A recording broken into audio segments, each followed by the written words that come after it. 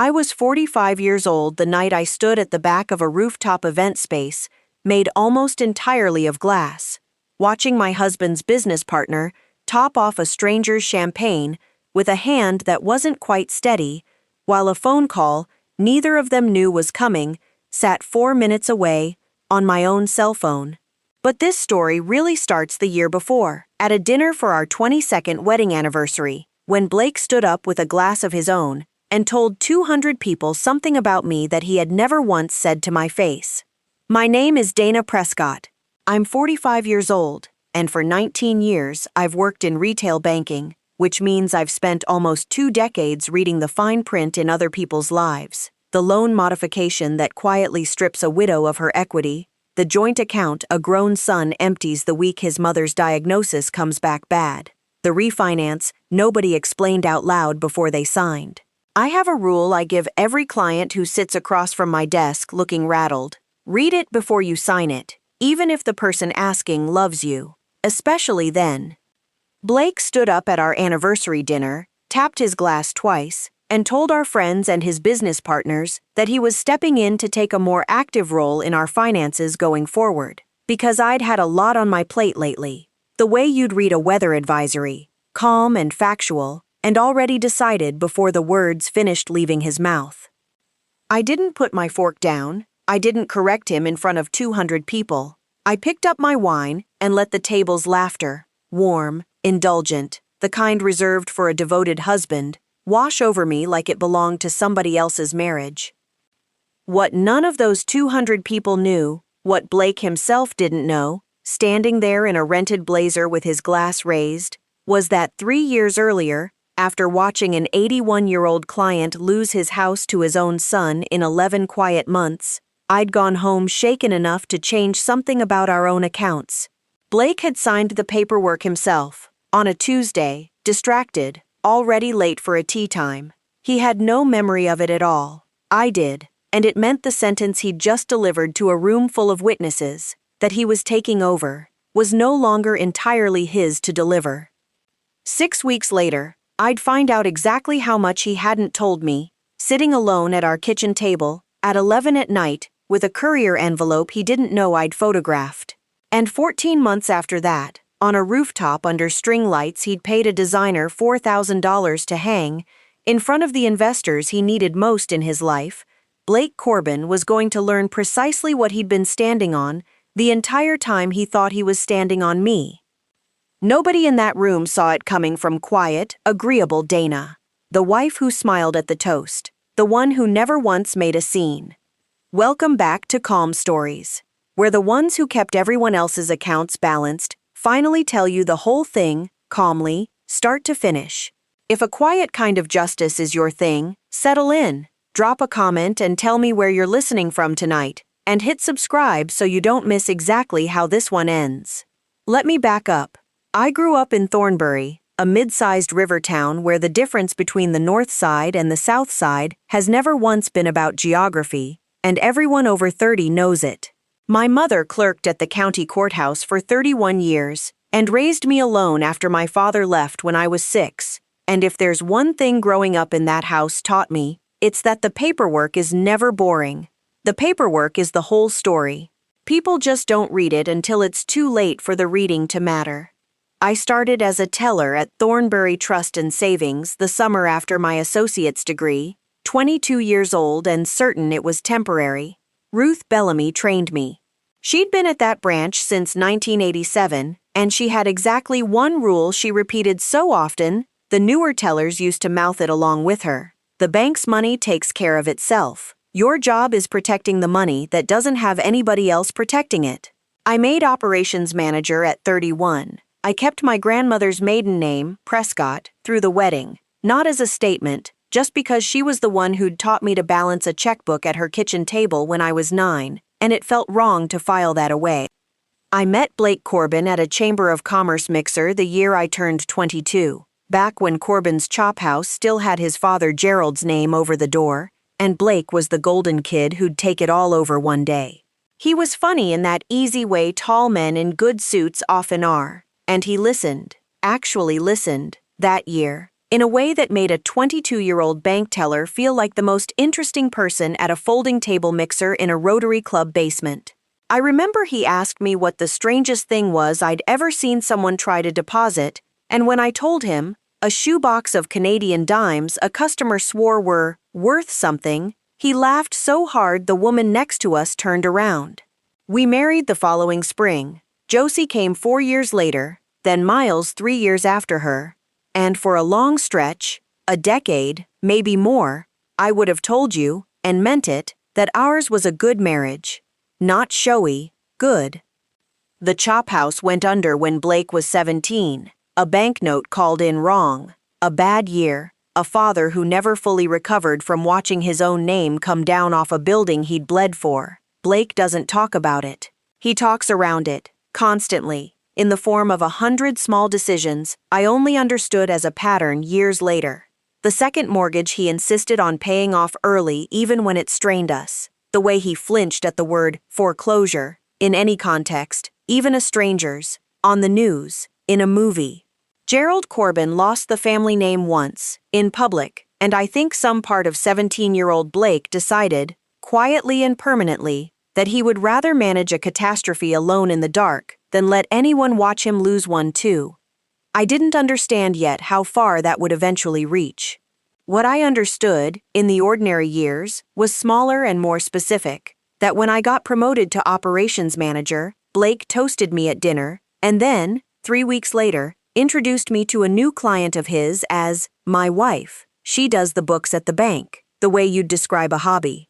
That when I caught a title error that saved a family $11,000 and came home lit up about it, he half listened over the sports scores and said, "That's great, hun," in the exact tone he used for Miles's Lego builds. None of it was cruel enough, on its own, to be a story. It was just water finding the same groove in stone for 20-some years, until the groove was a canyon and I'd stopped noticing I was standing in it. For my 34th birthday, back when Josie was 9 and Miles was 6, the two of them saved up their allowance and bought me a mug from the drugstore rack that says, "World's Okayest Banker," in cracked gold letters, and I have used that mug every single work morning since, through one kitchen renovation, 2 job titles, and a chip in the handle I never got around to gluing. Blake used to tease me about it, gently, in the early years, the good kind of teasing, the kind that comes with his arm around you while you're rinsing it out. Somewhere in the last 5 years, the teasing changed shape without my fully clocking it. "Still drinking out of that ugly thing," he said once, not unkindly, just absent, the way you'd mention a stain on a rug you'd stopped seeing. 3 years before that anniversary dinner, a client named Harold Weems sat across my desk, with his hands folded so tightly his knuckles had gone pale, trying to explain, without quite saying it, that his son had added himself to Harold's checking account to help with bills and had emptied it in 11 months while Harold's own mail quietly stopped arriving at Harold's own house. There was nothing criminal on paper. Harold had signed every form himself. That's the part that stayed with me driving home that night. Not that someone had stolen from him, but that he'd helped, one reasonable-sounding form at a time, without ever once being told to read past the signature line. I sat in my car in our driveway for 11 minutes before I went inside. Then I did something I'd recommended to a dozen clients over the years and never once applied to myself. I asked Blake, over dinner, low-key, almost an afterthought, whether he'd mind if I added a protection to our home equity line and our joint investment account, a dual authorization hold, both of us required, in person, for anything over $10,000, with a 3-day window besides. "Sure, whatever you think is safest, honey," he said, not looking up from his phone, already halfway into a text about a linen order for the old chop house dining room, which by then he'd converted into what would eventually become Corbin Hospitality Group's first real venue, the Amberlight. I filed the paperwork at Meridian Home and Trust, where we'd banked personally since before Thornbury Trust even employed me, to keep my own workplace out of my own marriage, the following Thursday. Blake signed it in 4 minutes in a branch lobby, distracted, late for a tea time, and never once asked to see it again. "I want to be honest," that I didn't do it because I suspected him of anything. I did it the way you buy a fire extinguisher, not because you expect the kitchen to burn, but because you've stood in enough kitchens that did. The dinner was held at the Amberlight, Blake's flagship venue, and by then, the only one of his 2 properties actually making money, on the first Saturday in October. I wore a green dress I'd bought for the occasion, instead of the black one I already owned, because Blake had mentioned, twice, that green was his favorite color on me, and I'd wanted, embarrassingly, for him to notice. 206 people came. His business contacts, my 2 closest work friends, both our extended families, Ruth Bellamy and the good pearls she saves for weddings and funerals. The caterers plated a beet salad nobody at our table finished, and a short rib nobody at our table stopped talking about. Josie flew in from school. Miles wore a tie he complained about, right up until someone handed him a mocktail with a paper umbrella in it, at which point the tie stopped being a problem. Blake stood to give his toast around 9, glass in hand, the room already loose and warm from wine. He thanked everyone for coming. He told the story of how we met at the chamber mixer, which always gets a laugh, and it got one that night too. And then, still smiling, still using the exact voice he uses to close a deal he's confident about, he said the sentence I would replay in my head for the next 14 months. Dana's been carrying so much at the bank this year, he said, that I've decided it's time I step in and take a more active role in managing things on the home front, our finances, the bigger decisions, so she's got one less thing to think about. That's what 22 years is for, right? Learning when it's your turn to carry the load.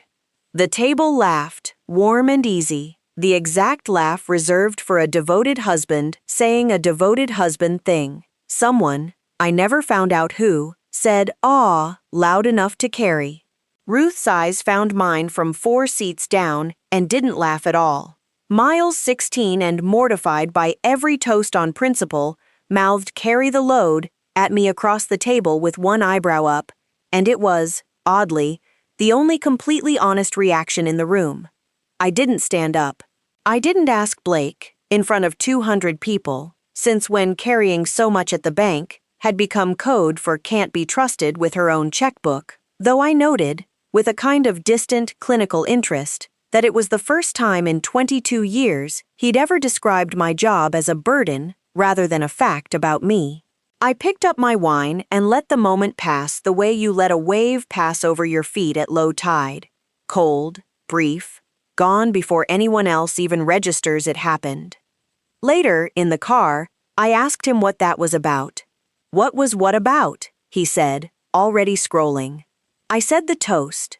He said, "It's not a big deal, Dane. I just think I should be more hands-on. That's all. Why are you making this a thing?" I asked him hands-on with what, specifically. He said he'd walk me through it this week. He did not walk me through it that week. He did not walk me through it the following week either. What he did do, 11 days later, was ask me to sign what he called the boring insurance renewal forms on a Sunday morning, while I had one eye on the coffee maker and one hand signing where his finger was already pointing, because Miles had a lacrosse tournament 40 minutes away and we were already going to be late.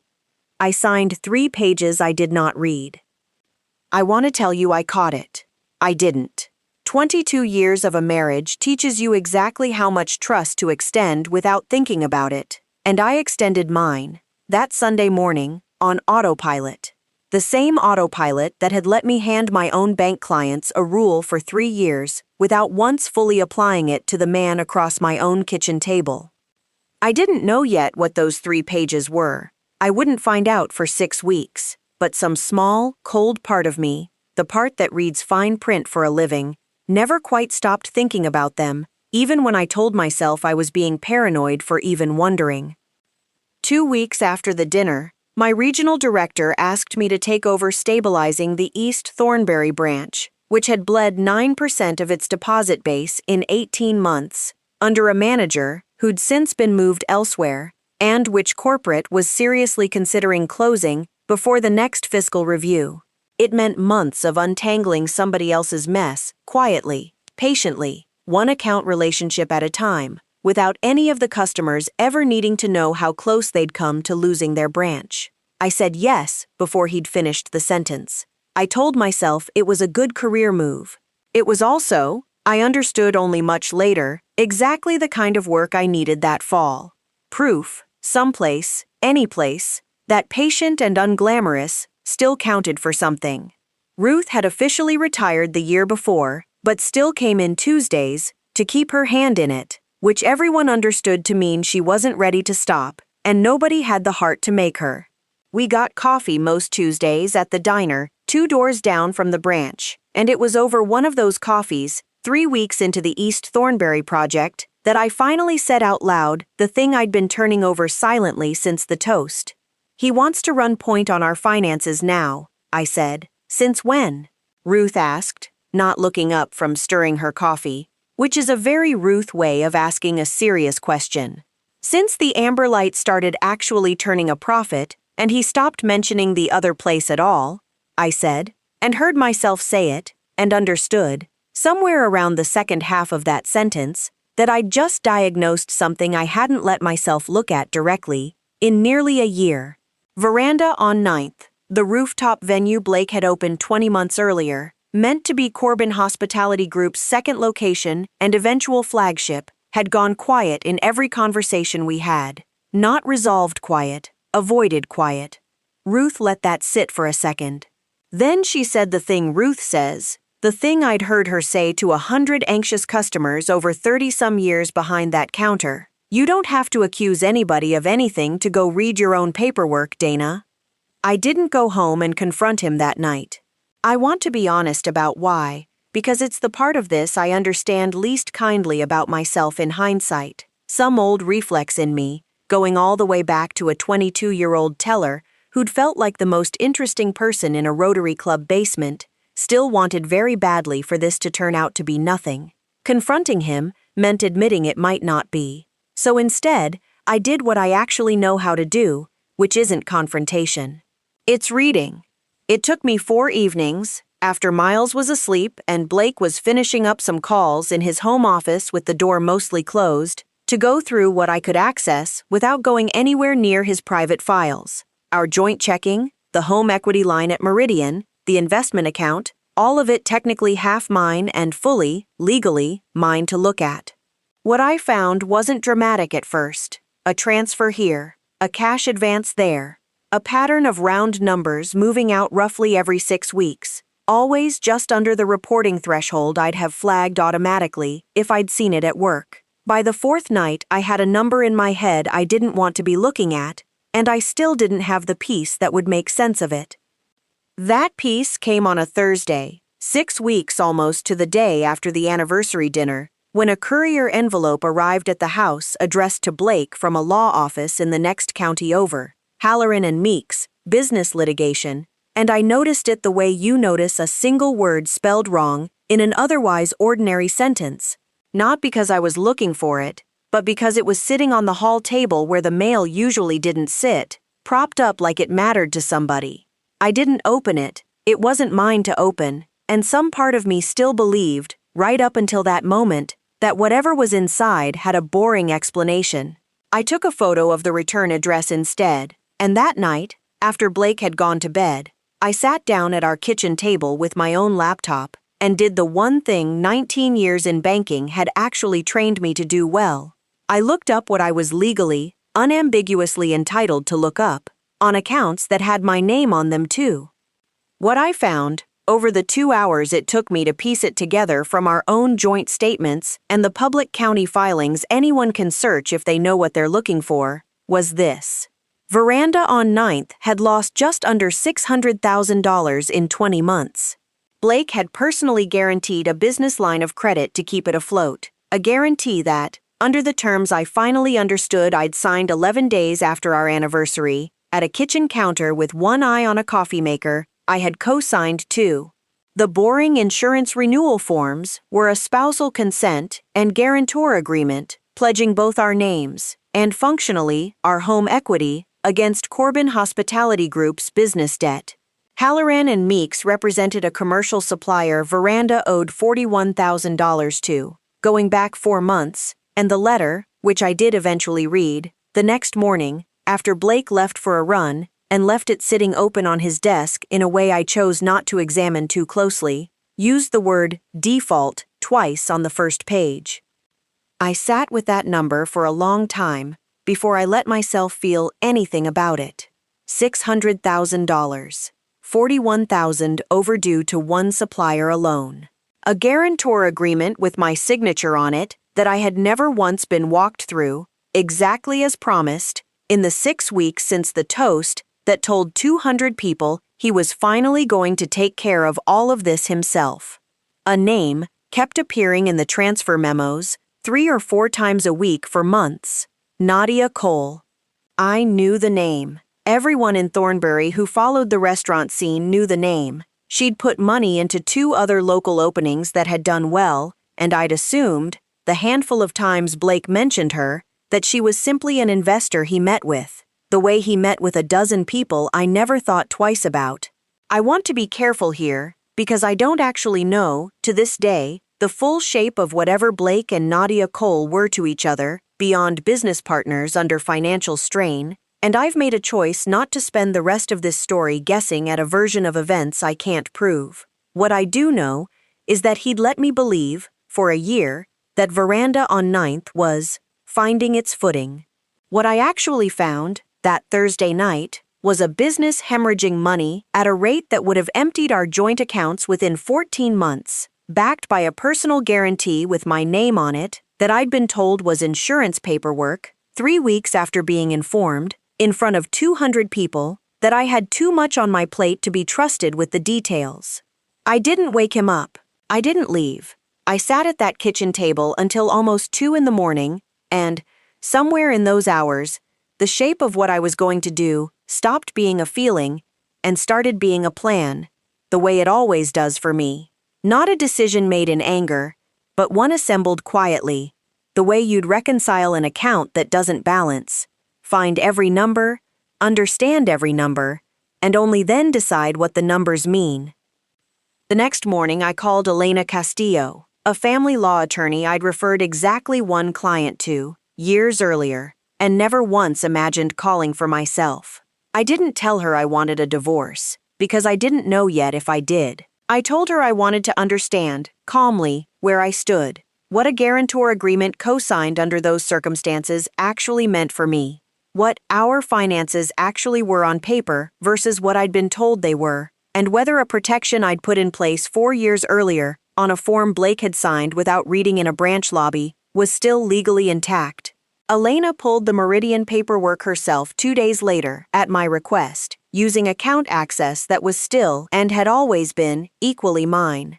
It was still active, unmodified. 4 years old, both signatures on file, requiring both of us, in person, notarized, for any single transfer or draw over $10,000 from the home equity line or the joint investment account, with a mandatory 3-day cooling-off window besides. Blake had never once revisited it. I don't think he remembered it existed. Elena read the clause out loud to me over the phone, slowly, the way you'd read someone their own rights. And then she said the sentence I keep coming back to, even now. Whatever you decide to do with your marriage, Dana, you are not currently exposed the way he thinks you are. You built a very boring, very legal wall 4 years before you knew you'd need one. I didn't say anything to Blake, not that week, not the next. I want to be honest that this is the part people find hardest to understand when I tell them this story in person, why I didn't confront him immediately. Why I kept making his coffee and signing Miles's permission slips and sitting across from him at dinner while I already knew what I knew. The truth is, I've spent 19 years watching what happens when someone panics the moment they discover a problem instead of documenting it first, and I've watched, just as often, what happens to the person who waits and gathers and only acts once the ground under them is actually solid. I did not want to be right in an argument. I wanted to be right in a room with paperwork nobody could later say I'd exaggerated. Stay with me. The part where all of this finally catches up to him is coming, and it happens in a room full of people he invited himself. If you want to see exactly how it lands, subscribe now, so the ending finds you too. Over the next several months, I kept doing exactly what I'd always done, which is probably the part of this story I'm proudest of, and the part I understand least how I managed. I ran the East Thornberry turnaround the way I run everything, patiently, one relationship at a time, and by February we'd stopped the deposit bleed entirely and started, slowly, pulling it back. Corporate flew someone out to shadow the branch as a case study for 2 other struggling locations. I didn't tell Blake about that either. Not because I was hiding it, but because he'd stopped asking, in any real way, what my days looked like. Somewhere around the same month he'd announced he was going to start paying closer attention to mine. Some nights that winter I'd catch myself halfway through setting the table, wanting badly to just say it. All of it. The courier envelope, the $600,000, the name in the transfer memos, and watch his face do whatever it was going to do. I never did. Partly because I wasn't ready to hear whatever explanation he'd have practiced by the time I finished the sentence, and partly because some quieter, harder truth had started to settle in underneath the anger. I had stopped trusting him to tell me the truth even if I asked directly. And a marriage where you already know, that isn't a marriage you save with one more conversation at the kitchen table. It's one you document, carefully, until you're sure.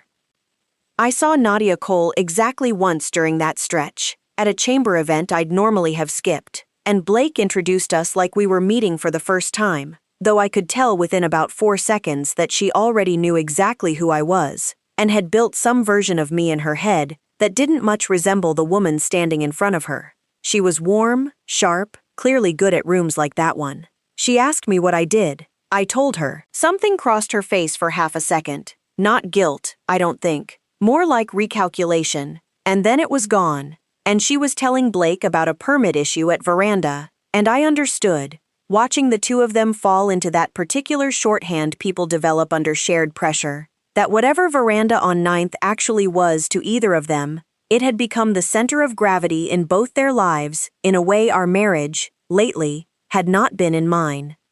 The East Thornberry turnaround produced one afternoon that January I still think about more than almost anything else from that whole year. An older man named Otis Bramwell came in convinced someone had drained $900 from his checking account overnight, arms shaking. Already halfway to certain the bank itself had done it to him. It took me 40 minutes, and it turned out to be a recurring charity donation he'd set up himself 18 months earlier and forgotten. $25 a month, compounding in his memory, into something much larger and much more sinister than it actually was. I didn't rush him.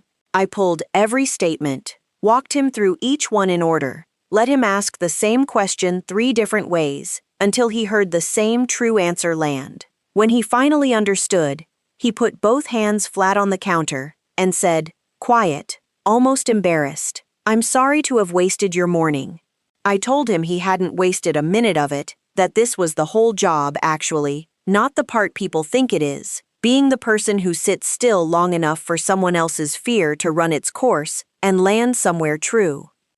I thought about Otis Bramwell a lot in the months that followed, mostly because I recognized, uncomfortably, that I was doing for 200 strangers a year exactly what I hadn't yet managed to do for myself. Sit still long enough with my own numbers to let the fear run its course and land somewhere true, instead of somewhere convenient.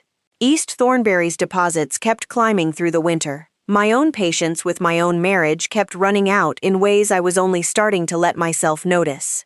In March, almost 8 months after the toast, I did the one deliberate thing in this whole story I'd call a test, though I didn't think of it that way at the time.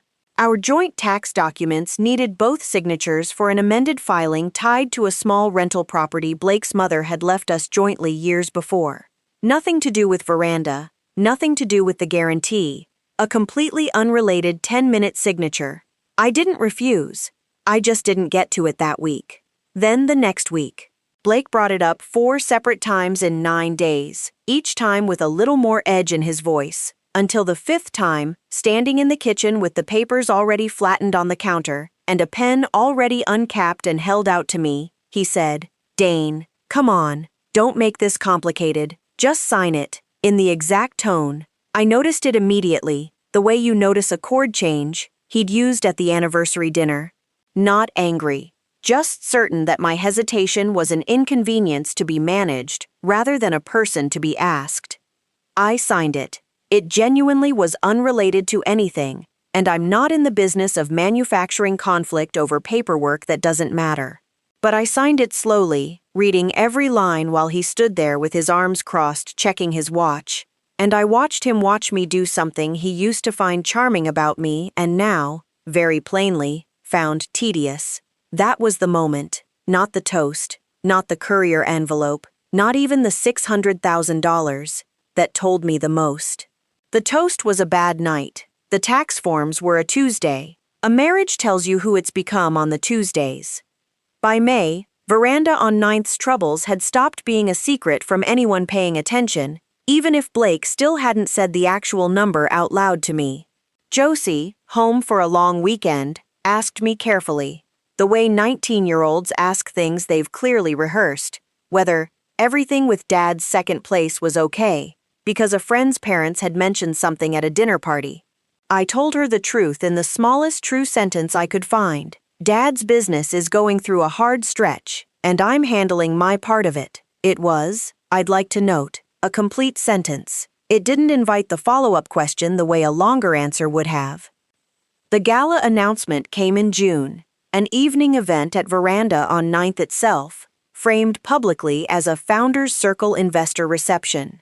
Privately, I'd later learn, the last real chance Nadia Cole's outside investors were going to give the place before they walked. Blake needed to show up to that room with proof of what he called personal skin in the game, a substantial, visible capital infusion from our own accounts, time to land the same week, to convince 3 investors who'd already started asking pointed questions that he wasn't the kind of owner who'd let a second location sink quietly while the first one kept the lights on.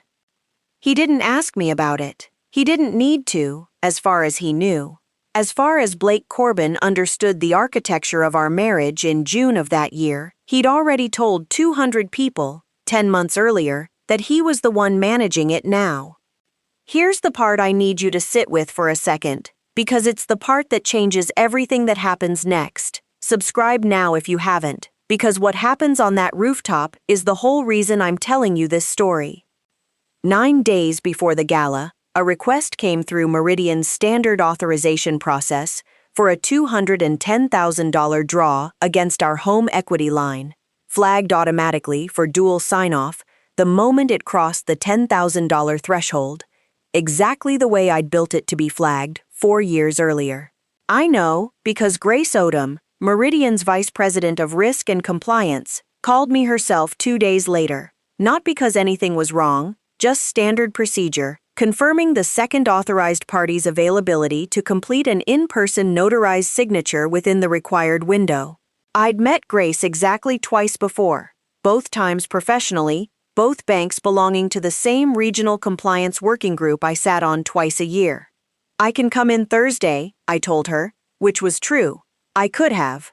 Thursday was 2 days before the gala, well inside the window, plenty of time for the money to land exactly when Blake needed it to. I didn't go in Thursday. I want to be precise about why, because it matters. I did not block that draw out of spite. And I didn't block it at all. Not technically. I simply didn't yet have enough information to responsibly authorize releasing $210,000 of our joint equity into a business I'd watched lose $600,000 in 20 months.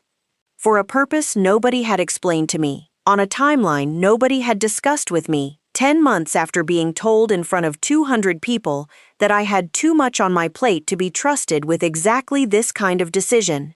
I called Grace back and asked, evenly, for the underlying purpose documentation on the draw request, which was entirely within my rights as an equal authorized party. She said she'd have it sent over. It hadn't arrived by Thursday. I didn't go in.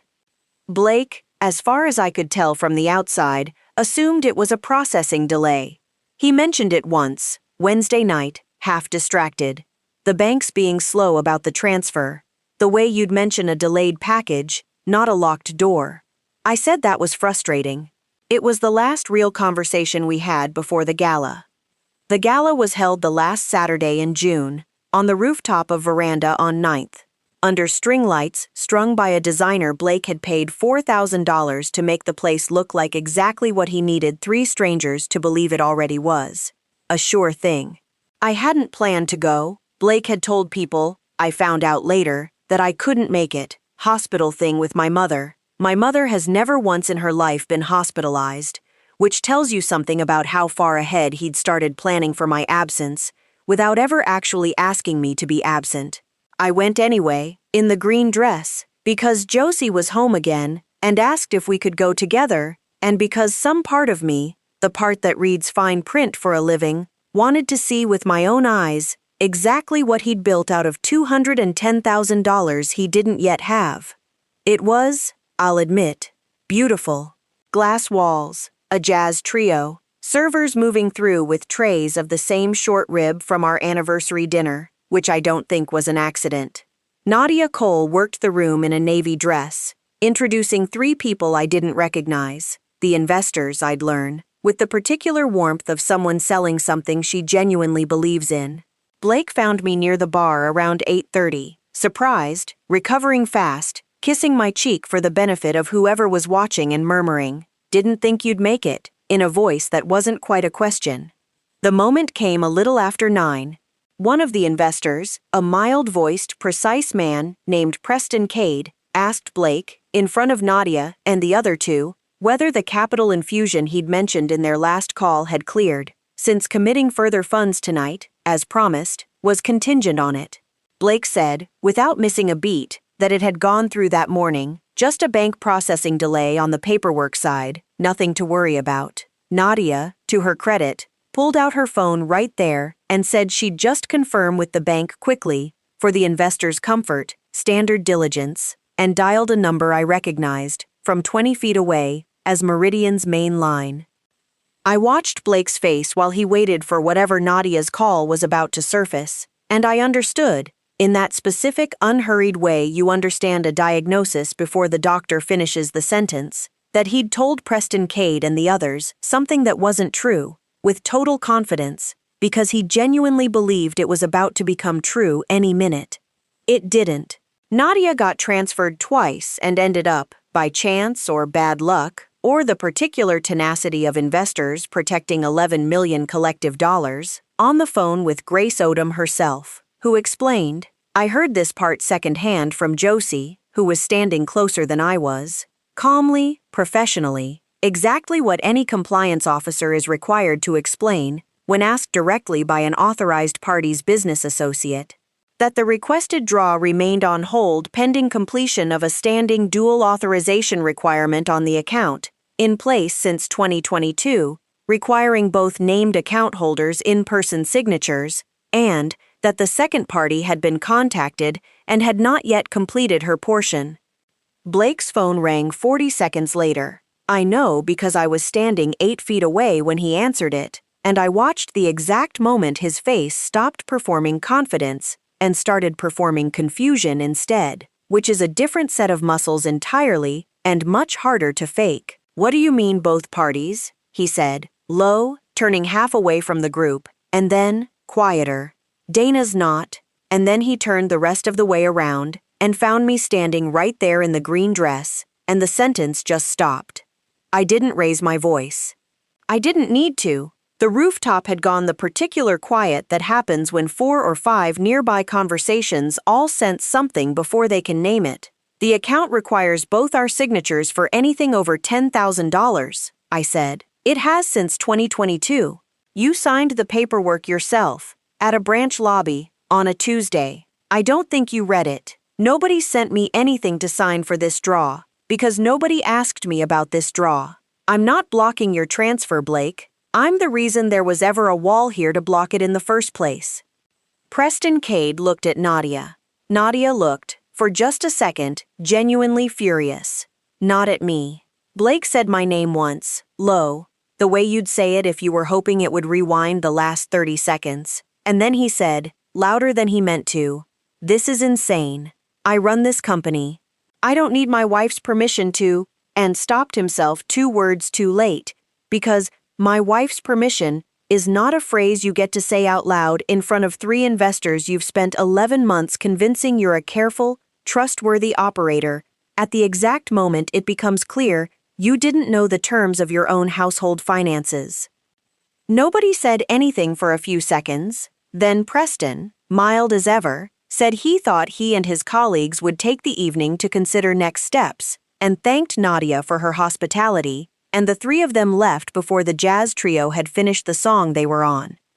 Josie found me by the elevator a few minutes later, quiet, uncharacteristically unsure of what to do with her hands. "Are you okay?" she asked, the question landing somewhere between her father and me, and not quite settling on either. I told her the truth, which surprised us both a little. I was. Whatever came next, and I genuinely didn't know yet, standing in that elevator lobby, exactly what would come next. I wasn't the person in that building who'd spent the evening telling investors something that wasn't true yet, and hoping it would become true in time. I'd spent the evening being exactly who I'd been for 22 years. It was, apparently, everyone else who'd been waiting to find that out. Here's the fallout, plainly, the way I'd read it off a balance sheet. The investors withdrew within the week, without their capital. Veranda on 9th closed for good that August, and Blake sold the lease and the build-out at a loss to cover what remained of the supplier debt. Nadia Cole and Blake dissolved their partnership by September, I don't know, and have made peace with not knowing exactly what else dissolved alongside it. The Amberlight is still his, still profitable, and I understand he's running it alone now, which I think is probably right for him. Blake and I filed for divorce in October because the guarantor agreement, the joint accounts, and the dual authorization structure were all fully documented, dated, and mutually signed years before any of this began. The settlement took 11 weeks instead of the 11 months Elena had originally warned me to brace for. He offered, near the end, more than half the equity in the house. Guilt, I think, dressed up as generosity, he said, quietly. The one time we met without lawyers in the room, that he genuinely hadn't understood, until that night on the rooftop, that taking care of things and taking over had ever been 2 different sentences. I believe he meant it. I also didn't take the money. I didn't want more than what was mine. I'd spent 22 years learning the difference between a windfall and what you're actually owed, and I wasn't going to blur that line now just because it would have been easier to take the money and let him feel better about himself.